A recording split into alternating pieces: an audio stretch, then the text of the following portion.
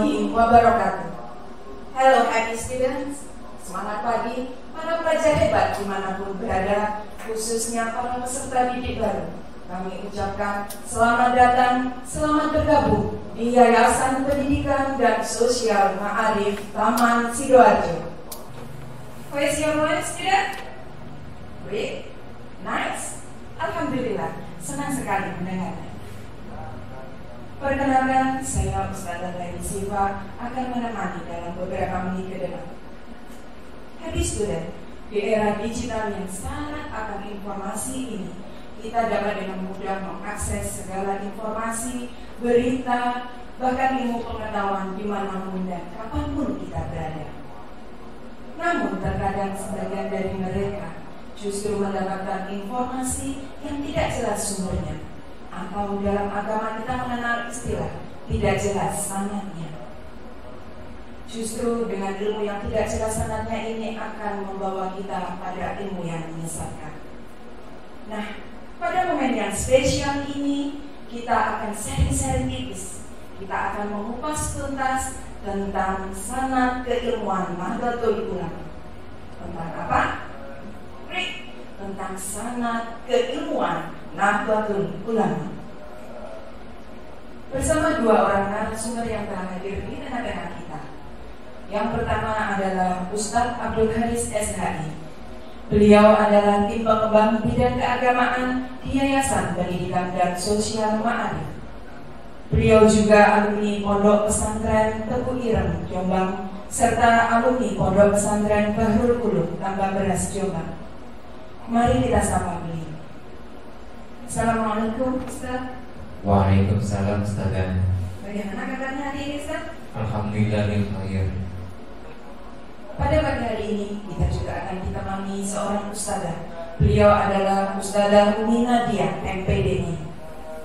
Ustazah Umi Nadia, MPDI adalah pengajar pendidikan agama Islam SMA Wahid Hasim 2. Beliau juga alumni Pondok Pesantren Bahrul Ulum, Tambak Beras, Jombang. Mari kita sapa beliau. Assalamualaikum Ustazah Umi. Waalaikumsalam. Alhamdulillah. Bagaimana kabar hari ini? Alhamdulillah luar biasa. Pada pagi hari ini kita ditemani ustazah yang luar biasa. Ustazah, hari ini kita bincang-bincang tentang sanad keilmuan Nahdlatul Ulama. Saya ini orang awam, ustazah. Saya tidak mengerti sanad itu bagaimana. Menurut Ustazah Umi, sanad keilmuan NU seperti apa Ustazah? Memang ya kalau di dalam pesantren sanad itu sudah menjadi sesuatu yang tidak asing lagi. Ya.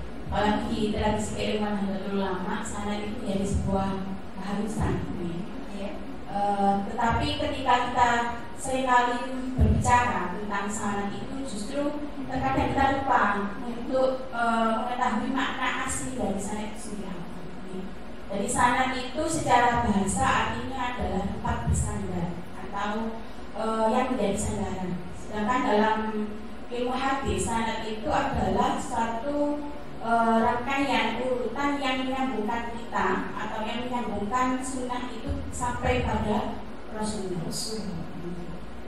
Nah, disinilah kemudian pentingnya kita bernahdlatul ulama, kita ber-NU. Mengapa kita ber-NU? Karena di Nahdlatul Ulama itu sudah jelas sanadnya dari siapa gurunya. Kalau kita silsilah sanad keilmuan itu sendiri adalah Nahdlatul Ulama bersumber dari para ulama, para kiai, yang itu bersumber lagi kepada guru-gurunya. Yaitu kalau di Nusantara, di Indonesia ada yang namanya wali songo. Nah, kalau di Nurul Taqi ke atas ada tabi'ut tabi'in. Di Nurul Taqi ke atas ada tabi'in. Di Nurul Taqi ke atas ada khalifah, sahabat. Nah, di Nurul Taqi ke atas sampai pada sumber yang merupakan sumber utama, yaitu Rasulullah SAW. Menurut saya seperti Iya begitu Ustazah. Sebenarnya dalam agama sendiri ya Ustazah, apa ada suatu keharusan ilmu itu bersama, bahwa kita itu memiliki ilmu yang bersama? kalau berbicara tentang ilmu agama tentu kita tidak bisa menyamakan dengan ilmu umum. Saya ambil contoh misalkan kita pergi ke toko buku, kemudian kita beli buku yang terkait dengan ilmu tertentu, misalkan ilmu teknik atau ilmu komputer misalkan ya. Kemudian kita pelajari ilmu itu sampai mendalam, sampai akhirnya kita menemukan teori baru atau menemukan produk baru. Kira-kira boleh? Iya, sangat bisa jadi boleh. Sangat boleh ya, sangat boleh. Sangat boleh. Tapi tidak demikian dengan ilmu agama. Gitu ya, Ya. Jadi ilmu agama itu harus jelas ya siapa gurunya. Kalau belajar Al-Quran, contohnya misalkan belajar Al-Quran harus jelas musyafahannya pada siapa. Kalau belajar tasawuf harus jelas siapa mursyidnya. Bahkan ada menurut Imam Abu Yazid Al-Bustami itu beliau mengatakan barang siapa yang belajar ilmu agama tanpa seorang guru maka gurunya adalah syaitan. Nah, ini dicontohkan oleh beliau Syekhona Khalil ya, dalam satu kisah diceritakan bahwa Syekhona Khalil yang seorang gurunya Yai Hasyim Asy'ari, beliau sampai datang kepada Yai Hasyim Asy'ari dalam rangka berguru kepada Yai Hasyim Asy'ari untuk mendapatkan sanad ya, sanad tentang kitab Sahih Bukhari. Nah, ini menunjukkan bahwa seorang syekhona saja itu berguru, mencari sanad. Nah, ini menunjukkan bahwa betapa pentingnya sanad keilmuan, apalagi di kalangan nahdlatul ulama. Maka kalau hari ini ada sekelompok orang yang ditanya agamamu apa, ya. Kemudian dia bilang agama saya Islam dok, gak ada ilmu misalkan. Nah, itu yang saya kurang setuju. Kenapa? Karena dalam hal beragama tidak bisa disamakan dengan hal-hal yang lain. Oke, itu. Baik. Berarti sebenarnya gini ya Ustazah, dalam beragama khususnya kita harus memiliki guru yang jelas. Itu intinya. Ya.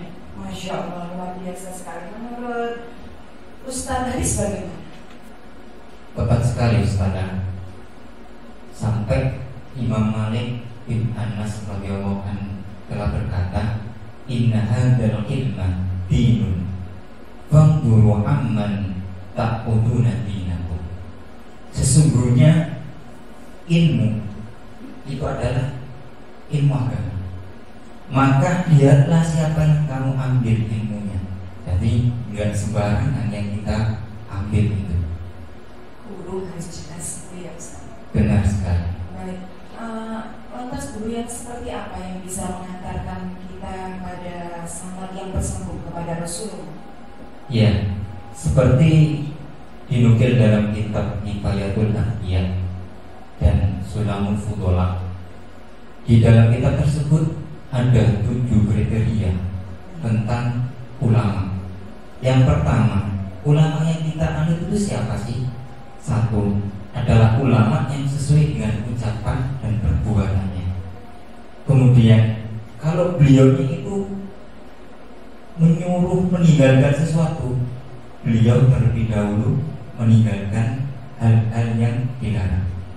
Terus yang kedua, selalu mendorong kepada muridnya untuk beribadah kepada Allah, bertakarub kepada Allah, dan menghasilkan ilmu yang bermanfaat. Sungguh hati-hati.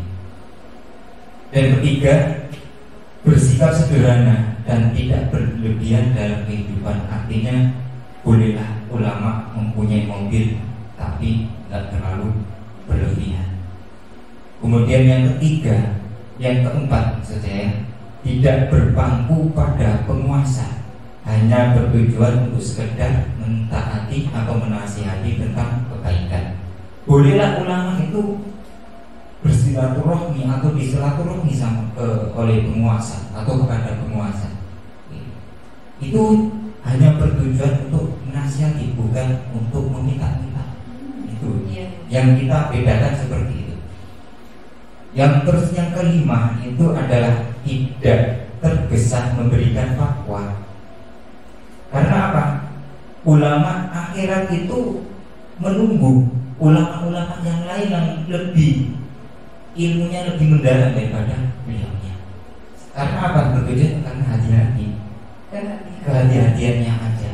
Bukan sedikit langsung berfatwa, bermedsos, kemudian posting tentang fatwanya. Padahal ada yang lebih layak daripada itu. Kemudian selanjutnya yang ke-6, belajar dan mengajar hanya bertujuan untuk akhirat.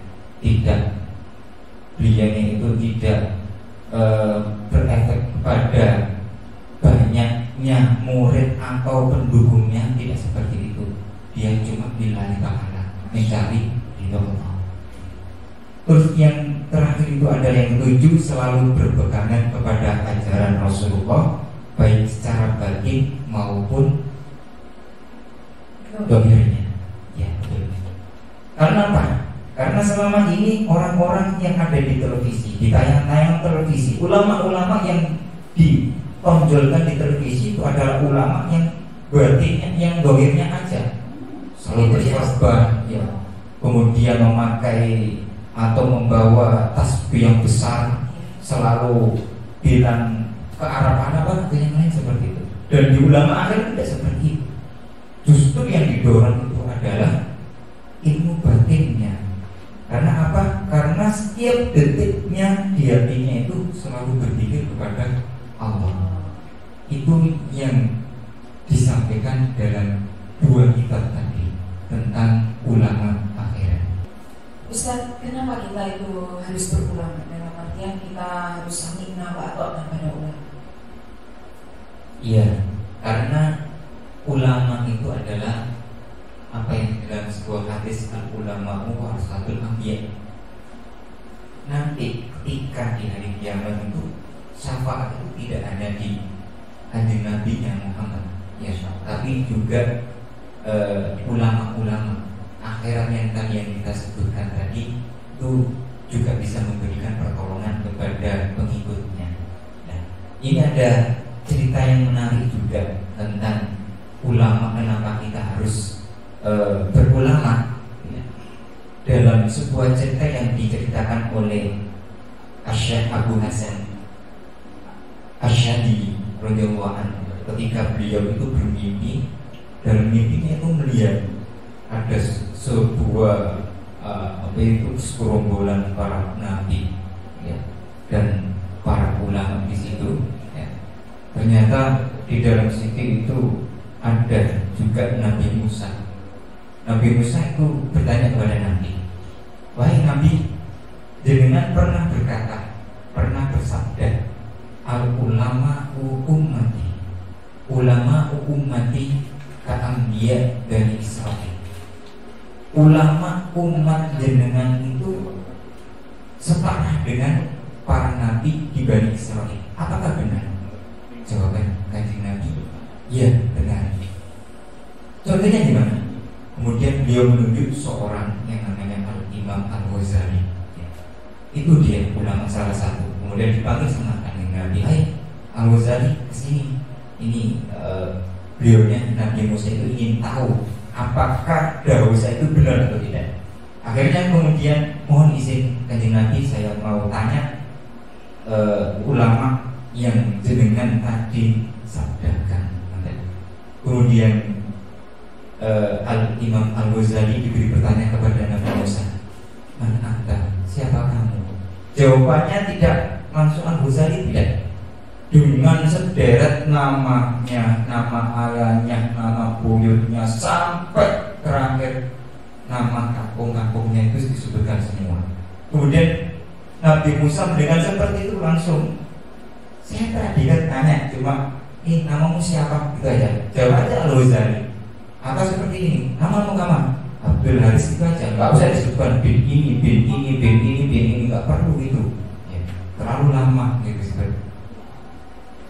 Kemudian Al-Imam Al-Ghazali bertanya kepada Rasulullah, kanjeng Nabi, apakah pertanyaan ini boleh saya jawab? Monggo, dawuh kanjeng Nabi. Kemudian Al-Imam Al-Ghazali itu menjawab, ampun Nabi Musa, saya tidak, kalau saya ini salah, saya minta maaf. Tetapi saya itu juga pernah mendengarkan sebuah kisah tentang jenengan yang berdialog dengan Allah ketika ditulis Sinai.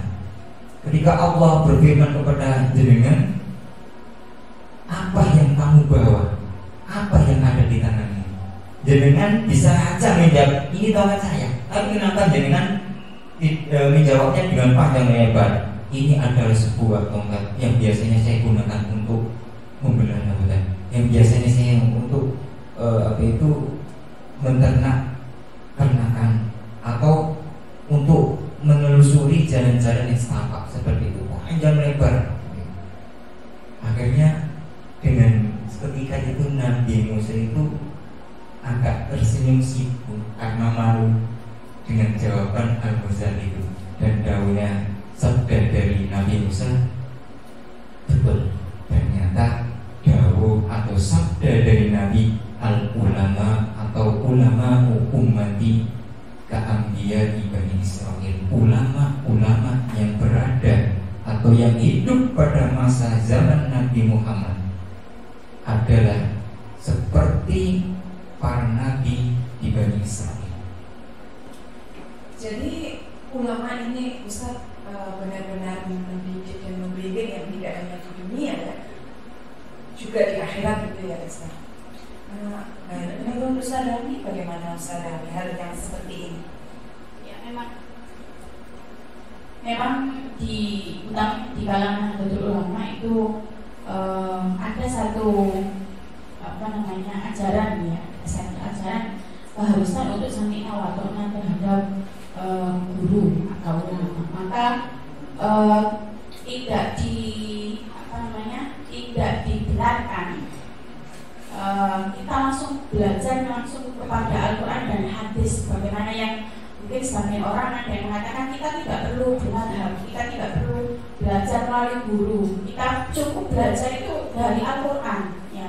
Dari Al-Quran belajar langsung dari Al-Hadis atau As-Sunnah. Maka pertanyaannya adalah apakah kemampuan kita itu cukup ketika kita langsung belajar pada Al-Quran? Padahal Al-Quran itu kalau kita nyantri saja itu tidak cukup setahun, 1 tahun, 2 tahun, sampai bertahun-tahun itu pun kita tidak akan selesai mempelajari Al-Quran. Apalagi bagi orang-orang yang awam seperti kita langsung belajar tidak melalui guru, tidak melalui ulama, tidak melalui kiai, tapi langsung pada Al-Quran dan Al-Hadis. Itu tidak dibenarkan, tidak dibenarkan kalau di tradisi keilmuan Nahdlatul Ulama. Jadi yang jelas ketika belajar tentang agama harus jelas sanatnya, ya. Apakah hal itu hanya sebatas pada agama? Bagaimana dengan informasi atau keilmuan lain? Apakah juga harus bersanad itu Ustaz? Kalau kita bertanya apakah ini berlaku pada informasi atau berita atau hal-hal yang lain, memang kalau kita berbicara ilmu itu kan spesifik ya, seperti yang saya katakan tadi hanya sebatas ilmu agama. Tapi kalau dilihat dari keharusan bersanad, ya sebaiknya memang diterapkan dalam hal-hal yang lain. Contoh misalkan kita mendapatkan berita, ya, apalagi sekarang media sosial itu kan jumlahnya tidak terhitung, ya, banyak sekali yang kita dapat, kita update setiap hari, kita mendapatkan hal itu sangat banyak sekali. Nah, tetapi apakah kemudian semua ini kita terima? Nah, disitulah kemudian perlunya ada pengetahuan kita tentang sanad keilmuan, atau kembali lagi apakah sumbernya ini jelas atau tidak, dari orang yang bisa dipertanggungjawabkan keilmuannya atau tidak, dipertanggungjawabkan kebenarannya atau tidak. Seperti itu. Berarti ini anak-anak muda ini wajib tahu ya, tidak hanya sekadar ngasal ngetik, ngasal share gitu ya Ustaz ya. Nah, berbicara tentang berita yang ngasal share itu Ustaz atau berita tentang hoax, ini adalah yang benar. Mari kita lihat.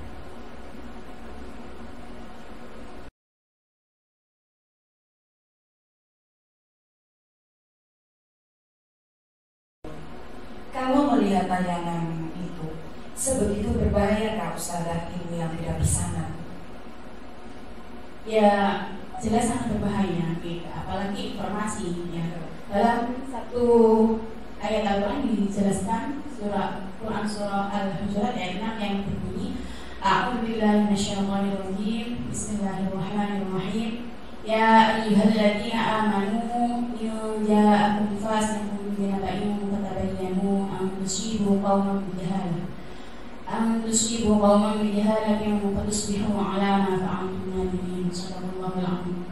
Yang inti dari ayat tersebut adalah kita diperintahkan untuk bertabayun. Jadi dalam tradisi keilmuan NU itu ada istilah tabayun. Seringkali kita mendengar kata tabayun yang artinya kita klarifikasi, konfirmasi. Jadi kalau ada informasi apapun yang datang kepada kita, berita apapun yang datang kepada kita, itu tidak langsung ditelan mentah-mentah, tapi kita cek dulu kebenaran berita itu. Itu sumber yang pertama dari Al-Quran. Lalu yang kedua adalah yang terkait dengan hoaxnya. Yang terkait dengan hoax adalah ada satu hadis ya, yang mengatakan bahwa barang siapa yang berdusta atas nama saya itu berbandingnya dari Rasulullah, ya, maka ambillah tempatnya di neraka. Jadi oleh Rasulullah itu ancamannya itu tidak main-main. Barang siapa yang dia berkata mengatasnamakan Rasulullah yang tidak jelas kebenarannya, maka ancamannya adalah neraka. Nah, itu kalau dalam hal agama. Sedangkan dalam hal yang lain di negara kita hari ini sudah ada undang-undang ITE yang mengancam bahwa siapapun orangnya yang menyebarkan berita hoax tidak benar, ya, ini akan diancam dengan kurungan pidana, kurungan penjara atau denda yang jumlahnya tidak sedikit. Dan ini tentu sudah banyak yang menimpa beberapa orang-orang yang terkenal di negara kita, sampai akhirnya dia harus mendekam di penjara karena sesuatu yang tidak benar, dan semoga itu tidak bisa diperhatikan. Amin. Berarti tidak boleh asal nge-share gitu ya Ustazah, ya, harus konfirmasi terlebih dahulu. Saya ke Ustaz Haris lagi. Ustaz, sikap yang perlu diterapkan untuk anak muda, mereka kan sangat dekat dengan media sosial, ya. Sikap yang bagaimana supaya mereka itu bisa mendapatkan informasi atau pengetahuan yang jelas sangat. Ya, terima kasih Saudara. Kalau kita dulu itu sering mendengarkan mulutmu harimau, sekarang jarimu harimau. Dari jari sekarang, ya. Oleh karena itu ada atau tata krama yang harus diikuti oleh para netizen, para haters atau yang lainnya yang berkedudukan apapun itu. Yang pertama itu adalah niat. Yang paling diutamakan adalah niat. Kalau kita nge-share sesuatu yang bermanfaat dengan niat untuk beribadah, maka itu akan kita nilainya ibadah. Dengan cara tadi seperti tadabbur yang dijelaskan, informasi yang dibagikan itu harus betul-betul kredibilitasnya terjaga. Artinya apa? Kebenarannya juga akurat sekali, kemudian sanadnya harus jelas sekali, siapa yang menyampaikan, apa isinya, itu harus betul-betul harus sesuai.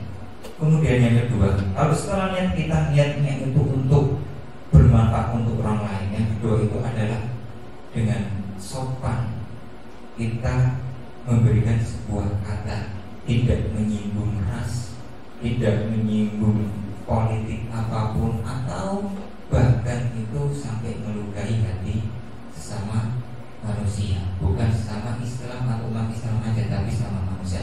Selama itu tidak menyakiti orang lain atau mengganggu keamanan negara, maka itu sangat diperbolehkan. Yang ketiga, adab dari bersosmed itu jangan sekali-kali ketika bersosmed itu mengeluh dengan keadaan. Mengapa kok seperti itu? Karena ketika orang lain mengerti kejelekan kita, kesusahan kita, maka itu akan berimbas pada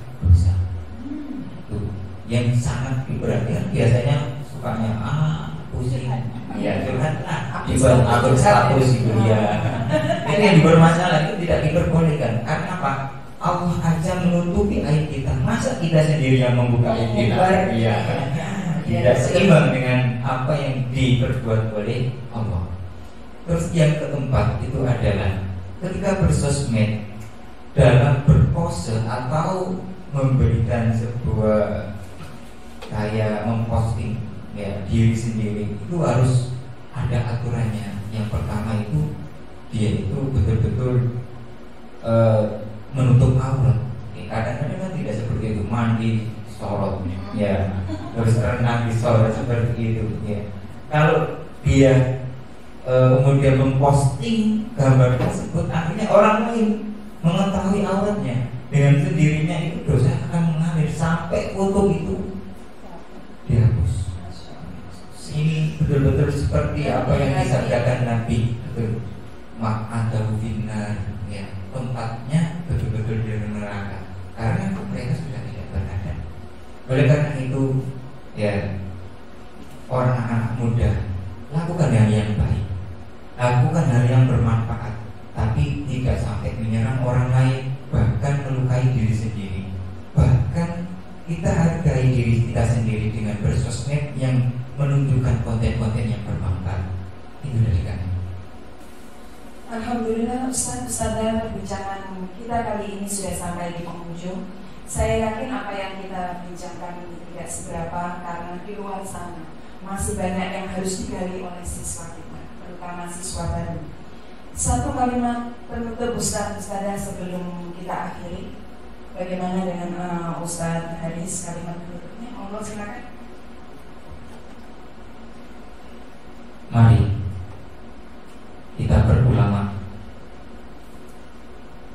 berkiai, bermadhab. Karena apa? Karena kalau tidak berulama, berkiai dan bermadhab, maka fasyahu syaitan, maka dia akan menjadi penurut setan. Kalimat penutup dari Ustaz Rawi, silakan. Jangan ragu untuk ber-NU dan jangan malu untuk mengakui bahwa kita adalah NU. Mengapa? Karena syarat keilmuan di Nahdlatul Ulama itu sudah sangat jelas, dan kita cukup gandol kepada para ulama dan para kiai. Insya Allah kita akan selamat dunia dan akhir. Saya mengutip apa yang disampaikan oleh Hadratus Syekh Kiai Haji Hasyim Asy'ari, barang siapa yang mengurusi NU, saya akui jadi santriku, dan yang menjadi santriku akan saya doakan husnul khotimah beserta keluarga. Amin. Kami student, alhamdulillah perbincangan kita hari ini telah usai. Diucapkan terima kasih kepada narasumber kita Ustaz Haris dan Ustazah Umi. Terima kasih pula pada audiens all happy student yang sangat antusias menyimak perbincangan kita kali ini. Saya Ustazah Lain Siva mohon undur diri. Terima kasih atas perhatiannya. Terakhir dari saya, jalan-jalan beli pompa, jangan lupa beli sepatunya. Hai teman-teman, sampai jumpa di materi selanjutnya. Wassalamualaikum warahmatullahi wabarakatuh.